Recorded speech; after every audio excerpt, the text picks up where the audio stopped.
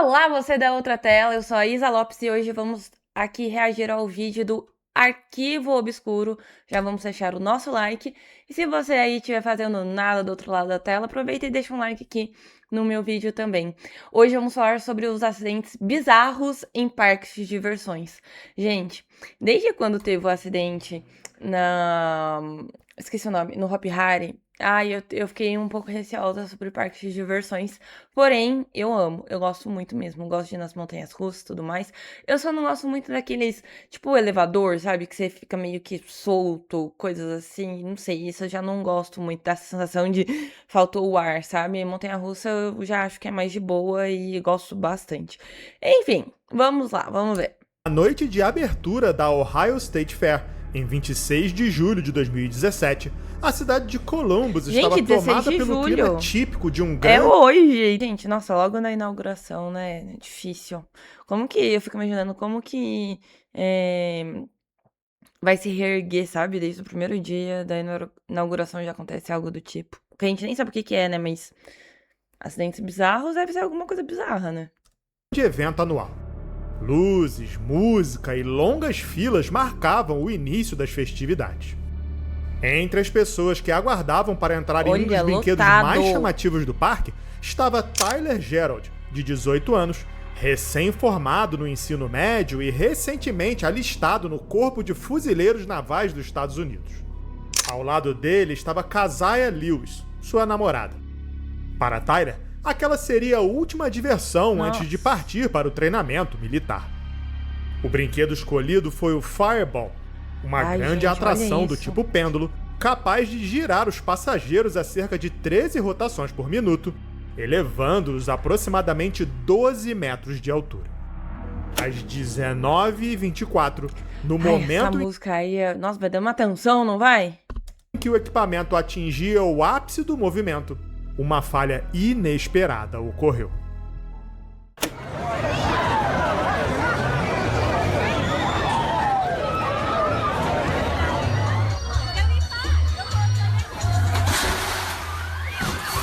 Um estalo metálico ecoou pelo parque. Em seguida, uma fileira inteira de assentos, ainda com os passageiros presos, se desprendeu do braço do brinquedo e... Meu Deus, gente, que horror! Foi lançada para fora. Fragmentos de metal e corpos foram arremessados em várias direções. Testemunhas relataram que 2 passageiros chegaram a ser projetados a quase 6 metros de distância antes de atingirem o concreto, enquanto outros foram feridos por destroços que se espalharam pela área. Tyler Gerald morreu instantaneamente, arremessado para fora da estrutura. 26 Outras 7 pessoas foram levadas às pressas para hospitais da região, várias em estado crítico. Keziah sobreviveu, mas sofreu ferimentos graves, incluindo ossos esmagados e múltiplos traumas internos. O processo de recuperação foi longo e doloroso, envolveu múltiplas cirurgias, meses de reabilitação e anos de tratamento psicológico, resultando em custos médicos que ultrapassaram $2 milhões. O legista do condado confirmou que a causa da morte de Tyler foi traumatismo severo na cabeça, no tórax e na parte inferior do corpo. Seu pai o descreveu como um jovem com objetivos claros e planos promissores para o futuro, todos interrompidos naquela noite. O caso ganhou repercussão nacional, especialmente porque o Fireball havia passado por várias inspeções nos dias anteriores, incluindo na manhã do próprio fatídico dia. Caramba! Ainda assim, a investigação revelou um problema que não podia ser identificado visualmente. Segundo a fabricante holandesa KMG International, o tubo de aço central que sustentava o braço do pêndulo apresentava corrosão interna grave. Ao longo dos anos, o uso contínuo do brinquedo, aliado à exposição constante à umidade, desgastou progressivamente o interior do tubo de aço, reduzindo sua espessura e comprometendo a resistência da estrutura. Quando o brinquedo atingiu a velocidade máxima naquela noite, o componente não suportou a carga e acabou cedendo, resultando em uma falha estrutural total. Após o acidente, parques em diversos estados suspenderam atrações semelhantes ao pêndulo para inspeções emergenciais. Em 2020, o estado de Ohio aprovou a chamada Lei de Tyler, que passou a exigir inspeções mais rigorosas e detalhadas, incluindo testes estruturais obrigatórios e documentação de todos os componentes críticos. Em 2024, a justiça decidiu a favor das vítimas em um processo contra a fabricante do brinquedo, e Kazaya recebeu uma indenização de 20 milhões de dólares. Ai, que bom. Ainda assim, pagar para a família de Tyler, médicas, nenhuma decisão judicial poderia trazê-lo de volta à vida. Ai, que difícil. Apesar da tragédia, o Fireball continua operando sobre outros nomes em diferentes estados americanos, incluindo em outras feiras em Ohio, até os dias de hoje. O fabricante garante que todos os modelos foram reconstruídos segundo novos padrões de inspeção e são agora seguros. E aí, você teria coragem de ir? Porque eu, por mais que tenham essas leis agora e tudo mais, eu acredito que eu não teria coragem de ir. E assim, eu entendi o que a fabricante falou, né? Foi correndo por dentro, o tubo, etc e tal. Mas não tinha um processo que você, assim, um protocolo que de X em X tempo você tinha que olhar lá dentro e tudo mais. Por mais que isso deva ser muito onoroso, né? Porque deve ter que desmontar ali o brinquedo e tudo mais. Cara, tem que ter ali um processo mais rigoroso de prevenção a qualquer tipo de acidente, porque olha o que aconteceu, a vida de uma pessoa foi perdida, outra meses, anos de reabilitação, outras pessoas feridas também, né? E, cara, é um momento de descontração, de entretenimento, e acontecer um acidente desse.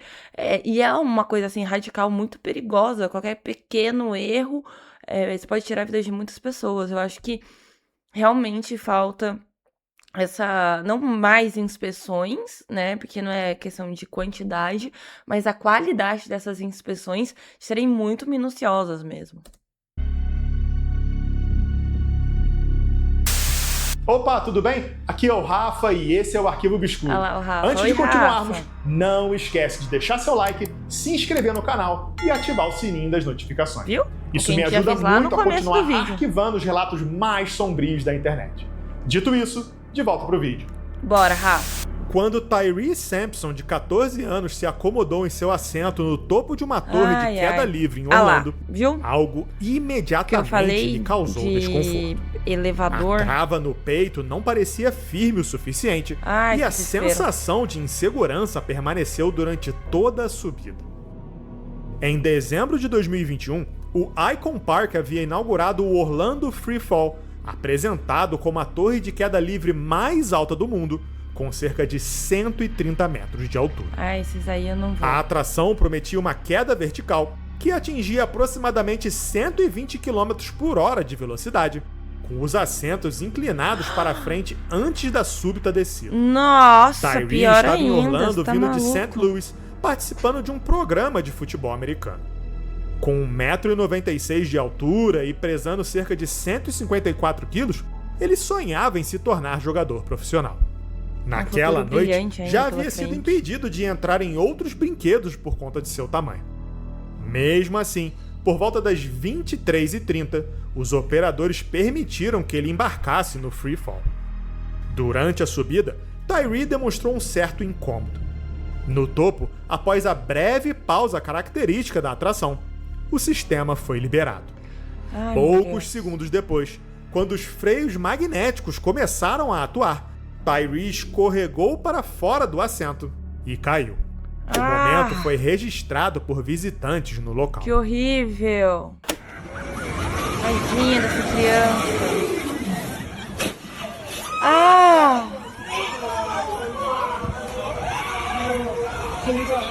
Gente, olha só esse barulho. Tyree foi socorrido Ai, e que levado ao desespero, hospital, gente. mas não resistiu aos ferimentos. Em vídeos gravados logo após o acidente, operadores em pânico confirmaram que a luz de segurança estava verde, indicando que o sistema apontava o travamento correto.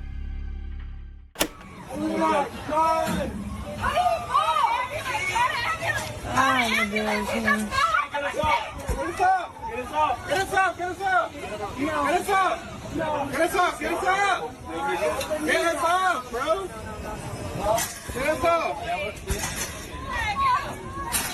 Ai, gente, é desesperador.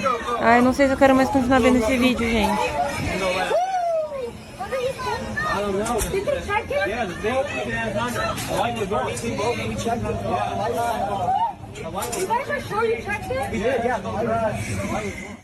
A investigação revelou algo chocante. Alguém havia manipulado o sensor do assento manualmente. Enquanto os demais assentos apresentavam uma folga dentro dos limites permitidos, o assento do jovem possuía uma abertura mais do que o dobro do padrão. Nossa. O sensor tinha sido reposicionado de forma a enganar o sistema, liberando a operação mesmo sem garantir a contenção adequada. O manual do brinquedo estipulava um peso máximo de aproximadamente 130 quilos, limite que foi ignorado, e alertava explicitamente os operadores para garantirem que os passageiros de maior porte coubessem dentro do contorno dos assentos. Do contrário, eles não poderiam embarcar. Além disso, a atração não possuía cintos de segurança auxiliares, presentes em outras torres de queda semelhantes. Isso é importante, mas o fabricante insistiu que seu sistema de travamento duplo era suficiente. 3 meses após a inauguração, e com apenas uma inspeção de segurança concluída, o Orlando Freefall foi desmontado e removido do parque.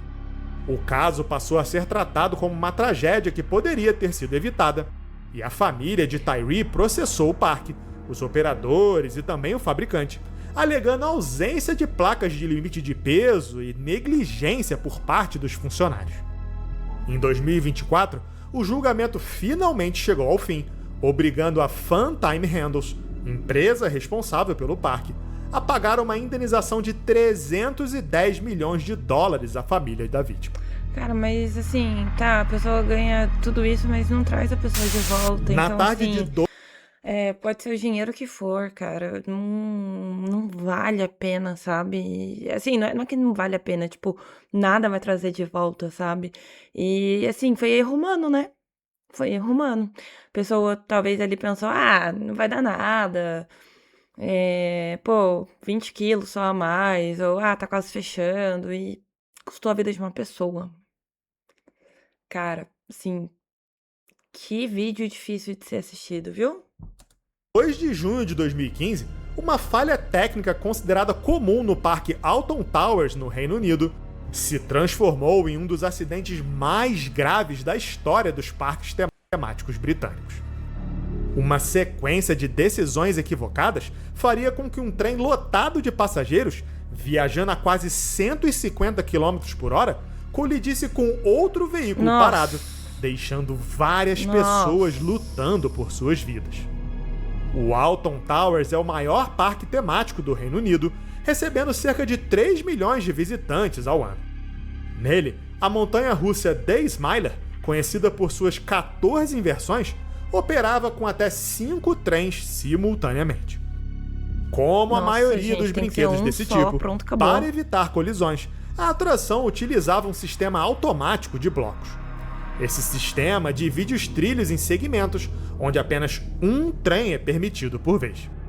Assim, se um trem entrasse em um bloco já ocupado, o sistema interromperia toda aquela operação.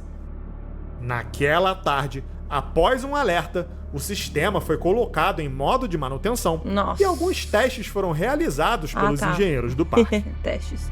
Durante o último teste, um dos trens vazios perdeu velocidade devido aos ventos fortes e parou em uma seção da pista.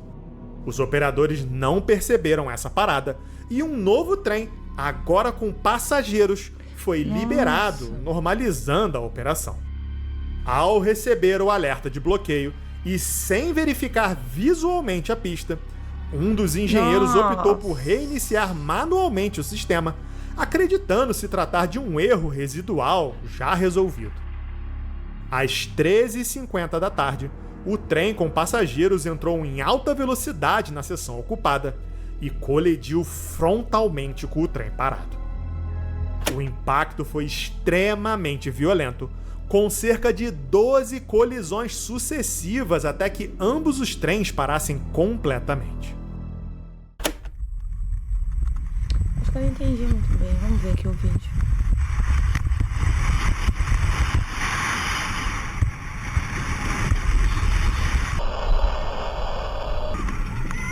Ah, daí empurrava um e voltava. Daí empurrava e voltava. Entendi.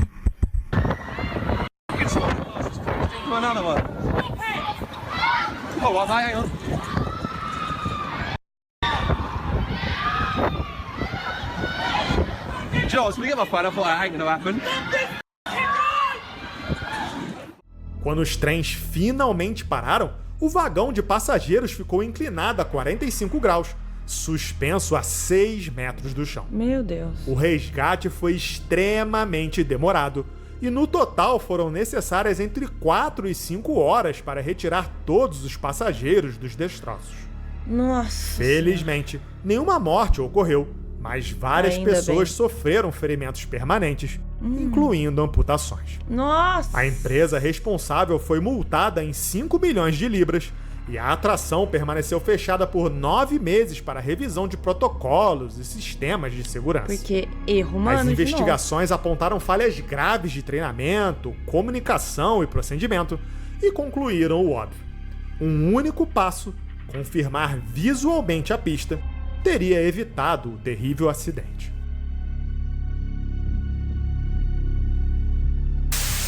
Em uma... E eu falando de montanha-russa, né? Porque montanha-russa eu vou, montanha-russa não sei o quê, mas agora com esse vídeo aí, a gente... Mas assim, é meio difícil, né? Assim, ter mais de um carrinho ali rodando ao mesmo tempo, mas, de novo, falha humana de falar que o negócio não tá funcionando, a pessoa vai lá e... Não, pode ir, não sei o quê, e vai lá e faz a coisa manualmente. Então, é o que ele falou, uma coisa, um passo muito óbvio, né? Que é a confirmação visual.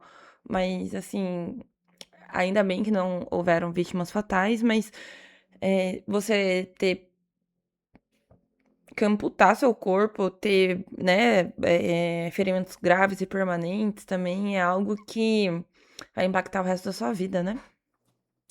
tarde de agosto de 2021, no Parque Cedar Point, em Ohio, visitantes aguardavam na fila de uma das montanhas russas mais conhecidas do mundo. O Top Thrill Dragster prometia uma experiência extrema: sair do repouso absoluto e atingir mais de 190 km por hora em menos de 4 segundos. Vou falar que esse tipo de montanha-russa é muito legal, eu tenho muita vontade de ir, então... Ai, vamos só ver o que aconteceu aqui nesse vídeo. Eu já tô me arrependendo de ver esse vídeo já, porque ele é muito impactante, porque ele vai me deixar com medo de montanha-russa agora. O percurso inteiro durava apenas 17 segundos de pura adrenalina. Rachel Rod, de 44 anos, estava no parque acompanhada de seu pai, e não era, naquele momento, uma das passageiras do brinquedo, e estava apenas aguardando na área próxima à fila quando o trem iniciou mais um lançamento.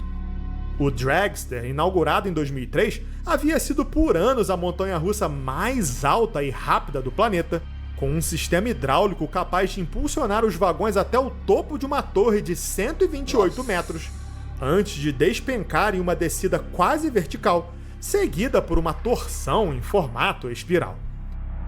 Naquele domingo à tarde, enquanto um dos trens completava a subida pela torre, algo inesperado aconteceu.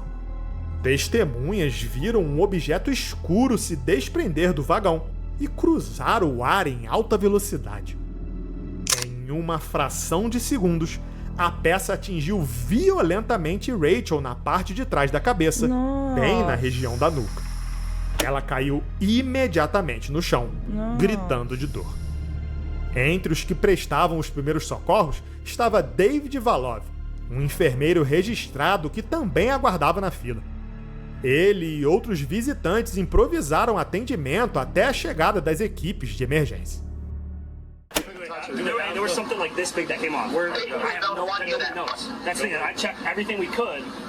I walked the whole thing. I couldn't find anything. So that's what I mean. We all saw it fly off. The top of one of those things and shot downwards. Then I said, I'm a deputy for Lorraine County Sheriff's Office, so I ran to her, and everybody's flagging down. It had been like this big. We don't know what it was, and there was a ton of people around her, so I don't know if somebody picked something up. Right. Or What's your name? Right outside the ride, okay? Caramba, gente.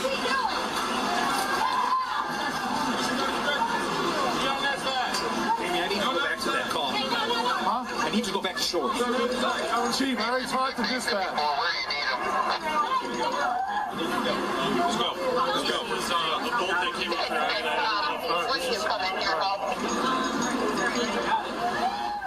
Nossa, olha isso, que sinal de dor.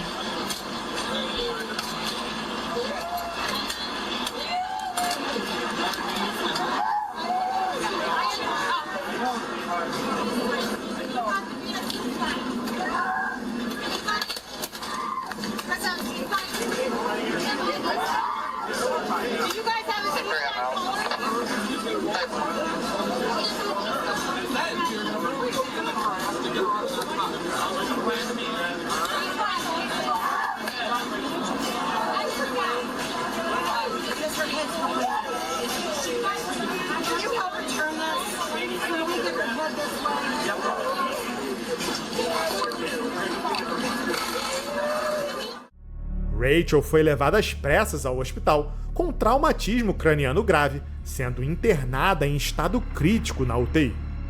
Mais tarde, as autoridades identificaram o objeto responsável pelo impacto. Tratava-se de uma placa metálica em formato de L, conhecida como placa de sinalização de proximidade, do tamanho da palma de uma mão adulta. Nossa! Essa peça ficava fixada na parte traseira do vagão e tinha a função de se comunicar com o sistema de controle do brinquedo, indicando a posição exata do trem ao longo dos trilhos. Durante a descida da torre, a cerca de 130 metros de altura, a placa se soltou junto com parte de seus parafusos, transformando-se em um projétil mortal. A investigação concluiu que os parafusos falharam de forma súbita, rompendo-se instantaneamente sob uma carga excessiva. Agora, embora o brinquedo tivesse passado por inspeção apenas 3 meses antes, os peritos identificaram um histórico preocupante. Parafusos haviam sido substituídos diversas vezes nos meses anteriores, e registros de manutenção indicavam que 16 parafusos do sistema de freios haviam sido reapertados apenas 2 dias antes. O Top Thrill Dragster não era estranho a incidentes. Em 2004 e novamente em 2016, visitantes já haviam sido atingidos por detritos, embora sem ferimentos graves. Após quase 2 décadas de operação e cerca de 18 milhões de passageiros transportados, o brinquedo foi desativado permanentemente em agosto de 2023. Ai, tem que Em ser 2024, o parque anunciou sua reabertura sob um novo nome, Top Thrill 2, com um sistema de lançamento totalmente redesenhado. O Mas tá estado tudo de bem saúde de apertadinho Rachel agora? nunca foi divulgado publicamente. Em uma breve nota divulgada dias após o acidente, sua família informou apenas que ela lutava pela vida e pediu privacidade. A mulher, que nem nunca chegou a embarcar no brinquedo, teve sua história drasticamente redefinida. Gente, a velocidade é uma peça muito grande, uma velocidade muito alta também. Nossa, deve ter machucado bem ela. Espero muito, muito mesmo que ela tenha sobrevivido sem sequelas graves e permanentes. No dia 7 de agosto de 2016, Scott Schwab levou seus 4 filhos ao Parque Aquático Schlitterbahn, no Kansas. Antes de se separarem para explorar as atrações, ele fez um pedido simples: que eles cuidassem um dos outros. Entre os brinquedos mais aguardados estava o Veruct, à época o toboágua mais alto do mundo, com 51 metros de altura. O trajeto começava... Tá aí uma coisa que eu nunca fui, eu não sei se tenho coragem de ir, porque é muito apertado. Eu acho que eu sou um pouco claustrofóbica. Tá certo falar assim? Claustrofóbica. Não sei, deixa aqui nos comentários como que eu falo essa palavra. E aí, só de imaginar aqueles tubos assim na minha cara, eu já fico, nossa, e aí, meu, os tubo-águas são quase retos, assim, né, quase 90 graus. Então, assim, Ai, não me agrada. Eu fico um pouco nervosa só de pensar.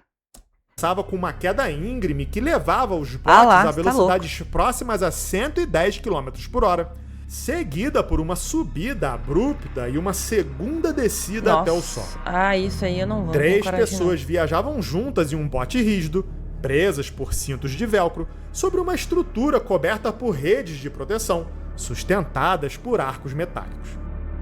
As imagens a seguir são de uma atração em outro parque aquático, semelhante ao Veruct. Alright, have fun, guys. Olha isso, olha como é íngreme.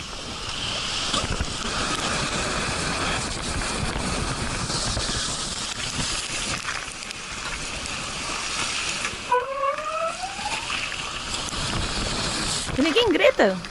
Tipo assim, não é igual Montanha Russa, mas nem que seria. Tipo, cadê a animação dessa galera? Não foi assim, uau. Esperava uma coisa tipo, Not too bad. Um dos meninos, Caleb Schwab, de 10 anos, decidiu embarcar naquela aventura sozinho, enquanto os irmãos aguardavam na parte inferior. Ele atendia aos requisitos de altura e peso, e ao alcançar o topo da atração, foi pesado e acomodado na parte dianteira do bote, acompanhado por 2 mulheres de outro grupo. Durante a subida, após a queda principal, o bote perdeu o contato com o trilho e ficou sob o ar. Os 3 ocupantes foram arremessados violentamente contra a rede de proteção, e um dos arcos metálicos atingiu o pescoço de Caleb com tanta força que o ferimento foi fatal. ai, O tadinho, corpo do gente, menino 10 foi anos de lançado para idade. fora do bote e deslizou separadamente até a base da atração, onde uma multidão os aguardava. Funcionários e visitantes perceberam imediatamente que algo grave havia ocorrido. Bombeiros que estavam no parque tentaram prestar socorro, mas Caleb faleceu instantaneamente. Pelo menos não As sentiu 2 tanta mulheres dor, né? sobreviveram, com ferimentos graves no rosto e na cabeça, sendo levadas ao hospital e se recuperando posteriormente. Nos dias seguintes, surgiram relatos alarmantes.